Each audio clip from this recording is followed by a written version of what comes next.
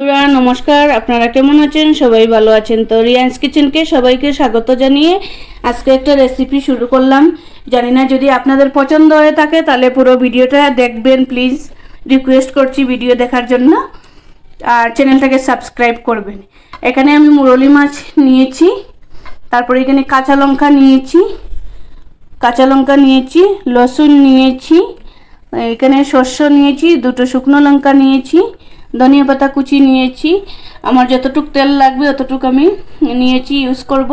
হলুদ গুঁড়ো নিয়েছি, ধনিয়া গুঁড়ো নিয়েছি, জিরার গুঁড়ো নিয়েছি, লঙ্কার গুঁড়ি নিয়েছি, নুন নিয়েছি। তো চলো যাই আজকের এই রেসিপিটা শুরু করে নিই।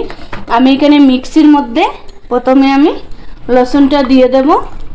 মিক্সির মধ্যে রসুনটা দিয়ে দিলাম, তারপর আমি শস্য আর শুকনো লঙ্কা দুটো এটাকে আমি পেস্ট করে নেব। আপনারা চাইলে এটার মধ্যে আদাও দিতে পারেন, ঠিক আছে? তো আমি আদা দিচ্ছি না, তো এটাকে আমি পেস্ট করে নিয়ে আছি। বন্ধুরা আমি পেস্টটা করে নিয়েছি।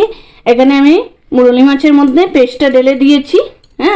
পেস্টটা ঢেলে দিয়েছি, তারপর আমি এক এক করে ফোড়নগুলিয়ে দিয়ে দেব। নুন দিয়ে দিলাম, লঙ্কার গুঁড়ি দিয়ে দিলাম, ধনিয়া গুঁড়ি দিয়ে দিলাম, হলুদ গুঁড়ি দিয়ে দিলাম,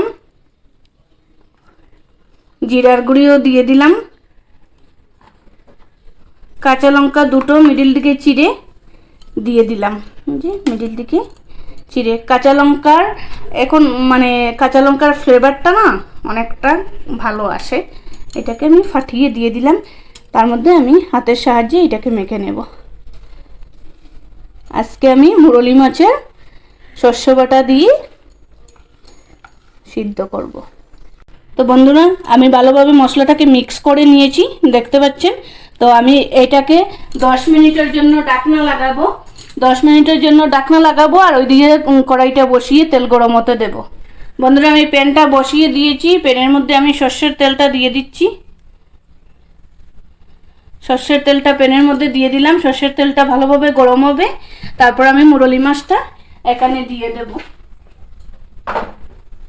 এই যে মুরলি মাছটা যে মেখে রেখেছিলাম না, এই মুরলি মাছটা মশলা দিয়ে মেখে রেখেছিলাম, এটাকে আমি এখানে ছেড়ে দেব। খুন্তির সাহায্যে আমি ছেড়ে দিই, মশলা দিয়ে মাখানো তো, খুন্তির সাহায্যে আমি এটাকে ছেড়ে দিলাম।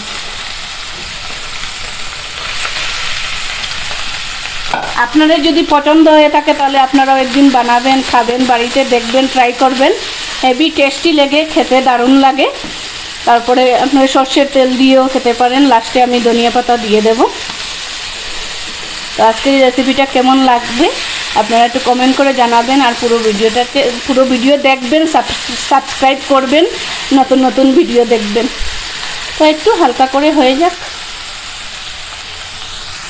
বন্ধুরা আমার মাছের এক সাইডটা হয়ে গেছে ভাজা, মশলাগুলি দেখুন কেমন লাগছে। তো এইটা পুরোটাই শুকনো শুকনো হবে।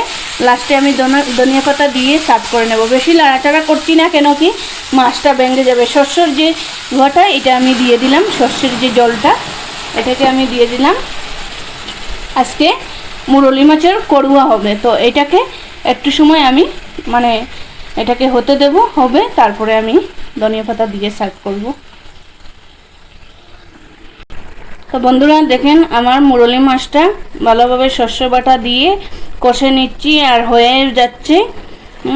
তো আপনাদের এই রেসিপিটা কেমন লাগে আমাকে একটু বলবেন, কমেন্ট করে জানাবেন। একটু কষ্ট করে সময় নিয়ে বসে কমেন্টটা করে নেবেন যারাই দেখবেন বন্ধুরা। তো আমি এটার মধ্যে ধনিয়া পাতা দিয়ে দেবো। আপনারা চাইলে যেরকম পছন্দ এরকমই খেতে পারেন। শুকনো যদি করতে চান তাহলে গরম গরম ভাতের সঙ্গে শুকনো খুবই টেস্টি লাগবে, ভালো লাগবে। তো আমি একটু হালকা হালকা এইভাবেই মাখা মাখা রাখবো। ধনিয়া পাতাটা দিয়ে দিলাম, বেশি শুকনো করব না, গরম ভাতের সঙ্গে খেতে দারুণ লাগবে, ভালো লাগবে। আর সানডেতে তো হেভি খুবই টেস্টি লাগবে, ভালো লাগবে। ধনিয়া পাতাগুলি দিয়ে দিলাম ছড়িয়ে, ঠিক আছে? Don't forget to like and subscribe the channel. হ্যাঁ, লাইক করবেন, শেয়ার করবেন, সাবস্ক্রাইব করবেন বন্ধুদের সঙ্গে।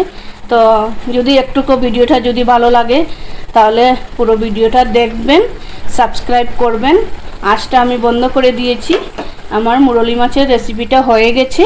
নতুন নতুন রেসিপি পেতে গেলে চ্যানেলটাকে সাবস্ক্রাইব করবেন আর বেল নোটিফিকেশনকে প্রেস করবেন, তাহলে আমার ভিডিও আপনি আপনাদের কাছে গিয়ে পৌঁছে যাবে।